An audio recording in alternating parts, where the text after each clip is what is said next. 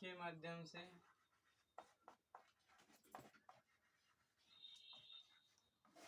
प्रादेशिक निर्वाचन के माध्यम से जनता द्वारा चुने प्रादेशिक निर्वाचन क्षेत्रों प्रादेशिक निर्वाचन क्षेत्रों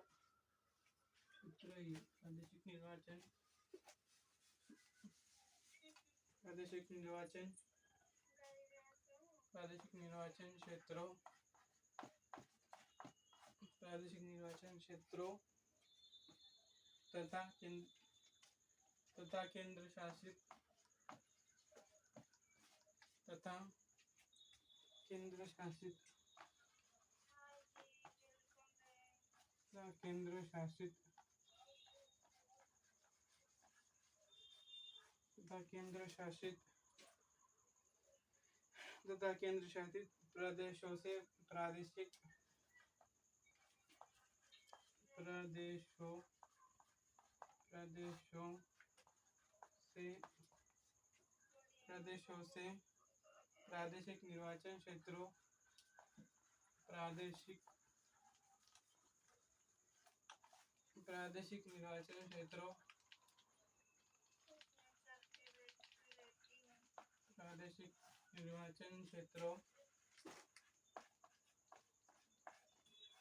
प्रादेशिक निर्वाचन क्षेत्रों के प्रत्यक्ष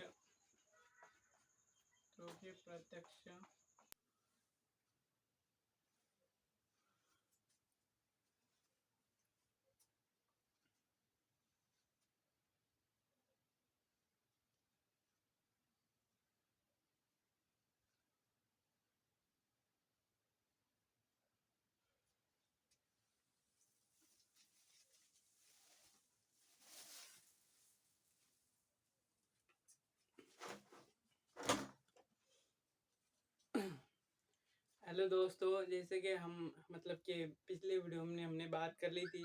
एक तरीके से हम पॉलिटी पढ़ रहे हैं। पॉलिटी में भी हम यूनिट 5 को पढ़ रहे हैं और जिसमें हमें क्या पढ़ना है, तो एक तरीके से उसमें हमें पार्लियामेंट पढ़ना है, जिसे हम संसद कहते हैं।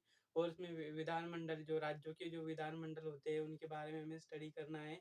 मतलब कि उनका एक तरीके से उनकी संरचना किस तरीके की है, उनके कार्य क्या-क्या है, उनका कार्य का संचालन किस तरीके से होता है और उनको संविधान में एक तरीके से क्या-क्या शक्तियाँ दी गई है और उनके विशेषाधिकार क्या है।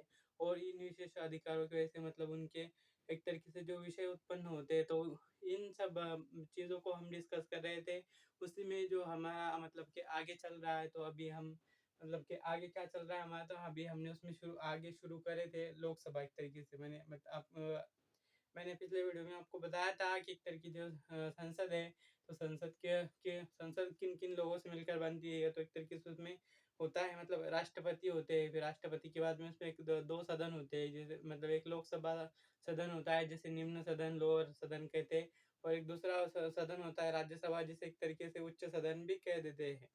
राइट, तो इसमें हम जो लोकसभा पढ़ रहे, तो चलो इसको मतलब हम डिस्कस करते हैं। तो इसमें क्या लिखा हुआ है, तो लोकसभा जनता का प्रतिनिधि सभा है। इसे भारत की संसद का प्रथम सदन, लोक सदन अथवा निम्न सदन कहा जाता है। अब इसमें क्या कहा जा रहा है, तो इसमें कहा जा रहा है लोकसभा जनता का प्रतिनिधि सभा है। मतलब एक तरीके से जनता द्वारा जो प्रतिनिधि चुने जाते हैं, तो ये एक तरीके से उनकी प्रतिनिधि सभा है। ओके, और इसे भारत की संसद का प्रथम सदन, लोक सदन अथवा निम्न सदन कहा जाता है। मैंने पहले भी आपको बताया कि एक तरीके से इसे भारत का संसद का प्रथम सदन भी कहते हैं, लोक सदन कहते हैं, अथवा निम्न सदन कहते हैं। फिर उसके बाद में है लोकसभा का गठन राज्यों के प्रादेशिक निर्वाचन क्षेत्र तथा केंद्र शासित प्रदेशों से प्रादेशिक निर्वाचन क्षेत्रों के प्रत्यक्ष निर्वाचन के माध्यम से जनता द्वारा चुने हुए सदस्यों द्वारा होता है। मतलब एक तरीके से जो लोकसभा का जो गठन होता है, मतलब लोकसभा कैसे बनती है, तो लोकसभा एक तरीके से जो राज्यों के और केंद्र शासित प्रदेशों के जो निर्वाचन एक तरीके से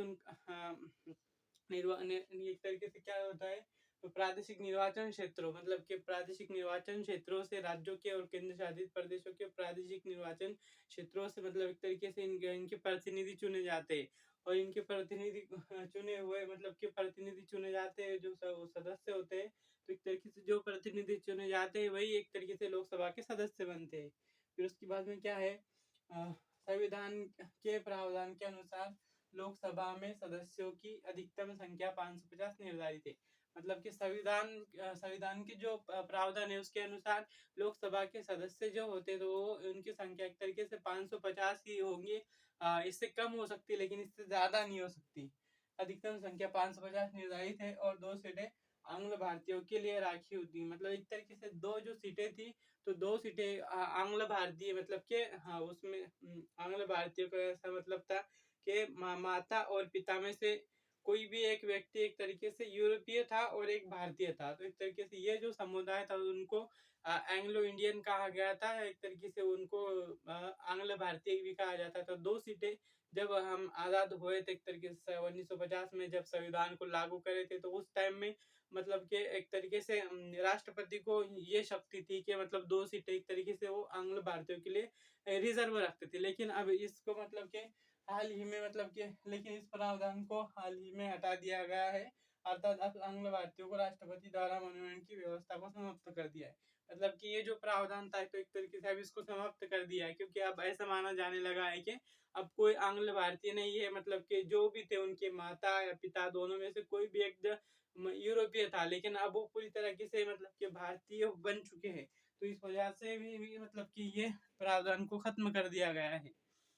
राइट, अब इसके आगे देखिए हम बात आगे क्या तो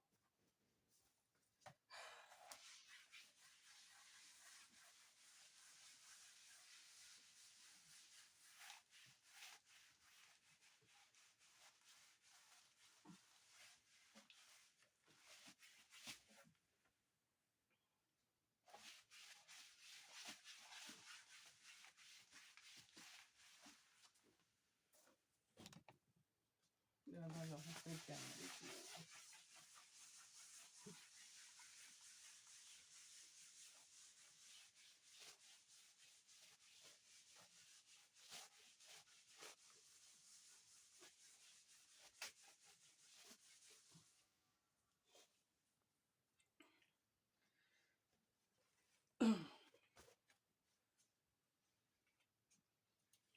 अब उससे आगे हम देखते हैं तो उसके आगे क्या है तो इसका मतलब कि प्रत्यक्ष निर्वाचन की प्रक्रिया का सामना किए बिना कोई व्यक्ति लोकसभा का सदस्य नहीं बन सकता।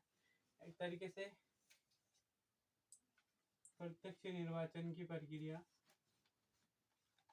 प्रत्यक्ष निर्वाचन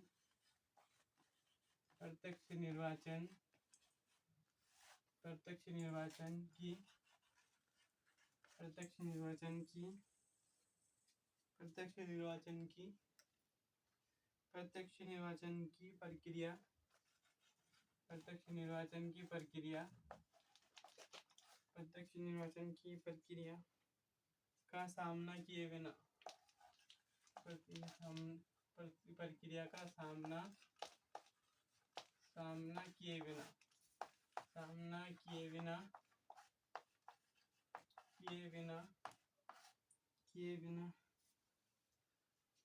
कोई व्यक्ति लोकसभा का सदस्य नहीं बन सकता है। कोई भी व्यक्ति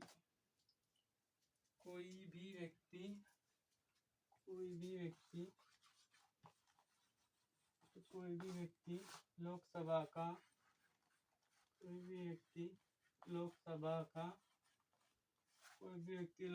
का सदस्य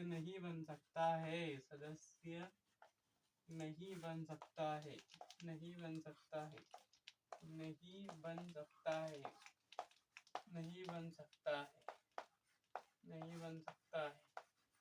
एक तरीके से इसका तात्पर्य ये है कि मतलब कि जिनको भी लोकसभा का सदस्य बनना है तो एक तरीके से उनको जो प्रत्यक्ष निर्वाचन जो होता है जिसे मतलब हम बोलचाल की भाषा में मतदान प्रणाली जिसे कह देते हैं ना, तो उस तरीके से मतलब जब तक कि कोई भी व्यक्ति को लोकसभा का सदस्य बनना है तो उसको एक तरीके से प्रत्यक्ष मतदान की जो प्रक्रिया है तो उसमें मतलब शामिल होना पड़ेगा और उसमें उसको अगर बहुमत मिलता है एक तरीके से तो फिर वो लोकसभा का सदस्य बन जाता है। इस तरीके का सिस्टम चलता है ये। ओके।